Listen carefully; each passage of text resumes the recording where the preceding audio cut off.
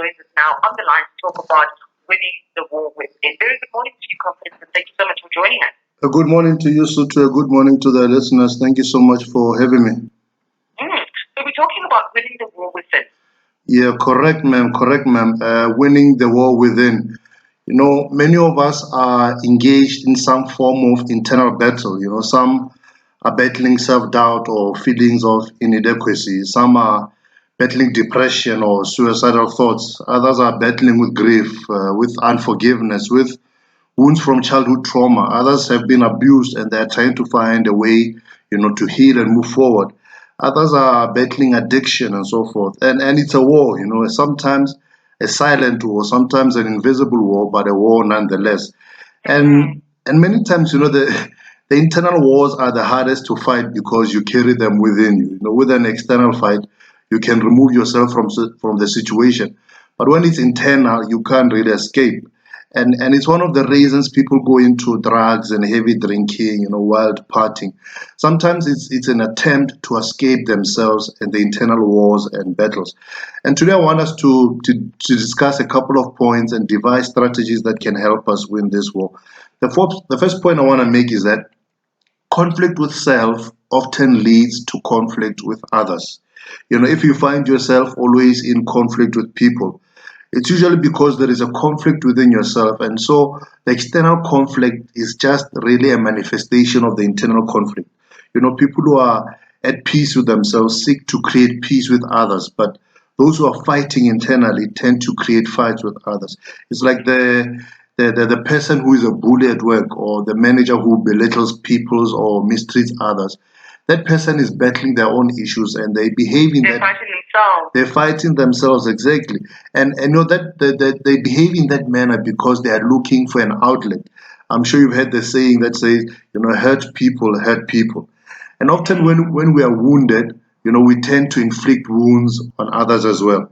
And so it's important that we heal internally and find peace so that we can have better lives, better relationships with our family, better relationships with our friends and colleagues. So, number one, conflict with self often leads to conflict with others.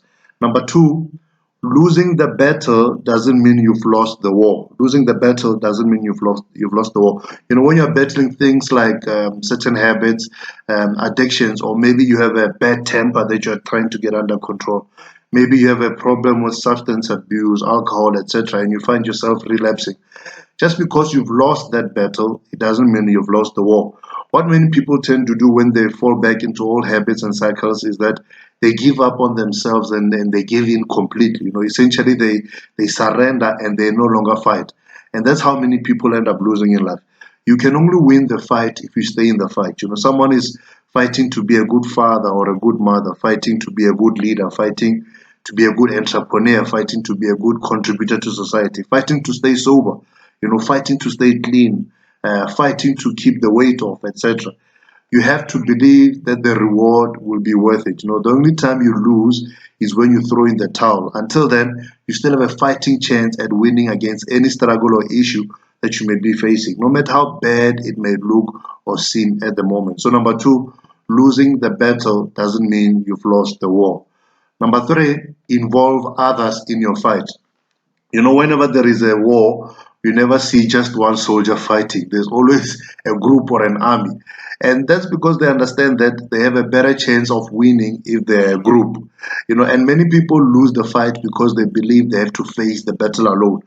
Someone is battling depression, but they're not talking to anybody about it. They feel they have to face it alone, and that's why they're losing that battle.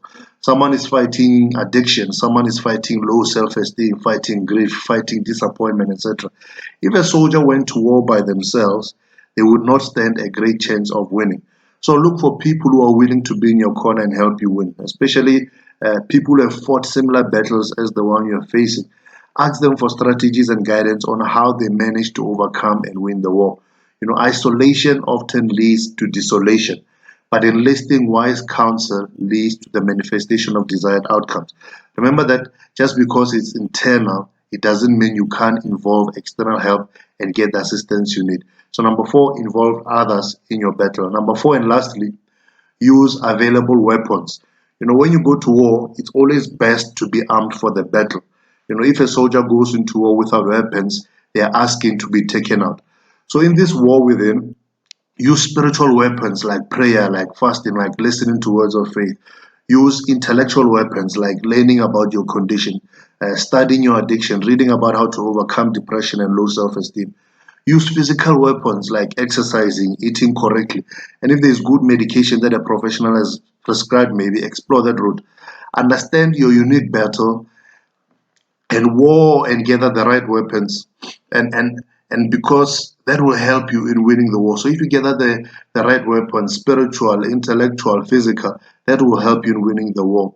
And in closing, we say that number one, conflict with self often leads to conflict with others. Number two, losing the battle doesn't mean you've lost the war. Number three, involve others in your fight. And number four, and lastly, use available weapons, winning the war within. All right, thank you so much. Thank you for spending your morning with us or your time with us. Confidence and giving us those calls of wisdom. Thank you so much. Awesome. Thank you so much, Sutu. I really appreciate it. Thank you. So we'll be with you next week, Monday. 100%. Thank you. So that is our regular motivational speaker. His name is Confidence Seneme, and this morning we'll be talking about